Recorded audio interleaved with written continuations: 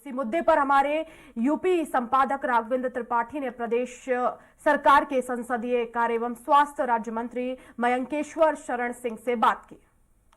उत्तर प्रदेश विधानसभा का मानसून सत्र चल रहा है।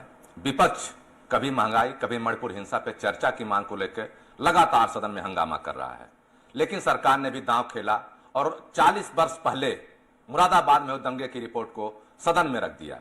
चूंकि उस दंगे में जो न्यायिक जांच आयोग बनी थी, जिसके जस्टिस सक्सेना ने जांच की थी, उसमें साफ कहा था कि मुस्लिम लीग पार्टी के नेताओं ने दंगे को भड़काया था और उस दंगे में 84 लोगों की मौत हुई थी।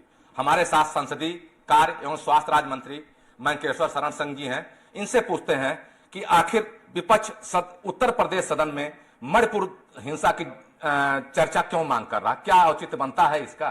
देखिए, औचित्य तो कोई नहीं बनता है और ये हर प्रदेश का अपना अपना एक वो रहता है। दूसरे प्रदेश की चर्चा हम दूसरे प्रदेश में नहीं कर सकते हैं। और जहाँ तक दंगों की बात है, जो रिपोर्ट कल पेश हुई है, जिस तरीके से जस्टिस सक्सेना ने कहा कि मुस्लिम तुष्टीकरण के कारण ये सारा दंगा हुआ था, और बल्कि आप पिछले आज से 6 साल पहले के जितने भी दंगों को देखें, उन सब का कारण कहीं ना कहीं मुस्लिम तुष्टीकरण ही रहा है।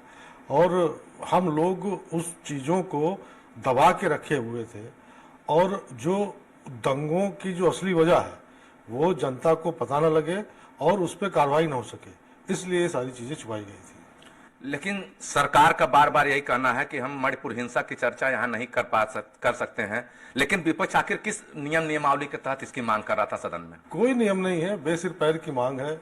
अब उसके लिए क्या कहा जा सकता है? जब मुरादाबाद दंगा हुआ उस समय 84 लोग मारे गए और आक्षेप लगा वाल्मीकि समुदाय के लोगों ने दंगा भड़काया, लेकिन जांच रिपोर्ट उसके विपरीत है। और अब तक 14 बार कैबिनेट में इसको लाने के मंशा भी बनाई गई, लेकिन किसी सरकार ने इस रिपोर्ट को सदन में नहीं लाया, न कैबिनेट में लाया, जबकि भारतीय जनता पार्टी की भी 3 बार इसके पहले सरकार रही। इसको क्या वजह मानते? सरकार का विपक्ष कह रहा है कि चुनावी वक्त पे इस रिपोर्ट को पटल पे रखा जा रहा है। अब चुनाव तो हिंदुस्तान में हर वक्त कभी ना कभी होते रहते हैं। ऐसा तो है नहीं कि कोई समझ आते नहीं कि कहीं ना कहीं चुनाव ना हो। तो अब कहीं ना कहीं तो इसको खत्म करना ही था। अब अगर देर से आए लेकिन अगर दुरुस्त आ गए तो इसमें दिक्कत क्या है? और साफ साफ उसमें लिखा हुआ है कि मुस्लिम लीग की वजह से ये दंगा हुआ और उनकी पूरी भागीदारी थी। आज की इस तारीख में हिंदुस्तान से अगर मुस्लिम लीग कहाँ की है? मुस्लिम लीग पाकिस्तान की पार्टी है। अगर हम उसको आज नहीं खत्म करेंगे, पाकिस्तान की पार्टी को हिंदुस्तान में, तो जो एक भवाए स्थिति उत्पन्न हो जाएगी हिंदुस्तान में, उसका कौन जिम्मेदार होगा? मंत्री जी, विपक्ष लगातार महंगाई को भी मुद्दा बना रहा है, इस पर आप क्या कहेंगे? देखिए, अब कुछ चीजों में थोड़ी बहुत कभी ना कभी महंगाई आ जाती है और ये एक देखा जाता है तो हर 2-3 साल पे ये एक रिपीट होता है। अब अगर ओवरऑल देखा जाए तो महंगाई दर जो 6 साल पहले जो समाजवादी पार्टी की सरकार के समय जो महंगाई दर थी 17 दशमलव कुछ थी, आज 3.45 के करीब है। तो अगर अंतर देखा जाए तो बहुत ठीक स्थिति में है आज हम। आपको क्या लगता है कि विपक्ष जो एजेंडा सदन के अंदर उठा रहा है उसको धार दे पा रहा है या नहीं दे पा रहा है? देखिए, विपक्ष के पास तो कोई एजेंडा है नहीं और बिना मतलब को बस केवल विरोध करने के लिए विरोध करता है।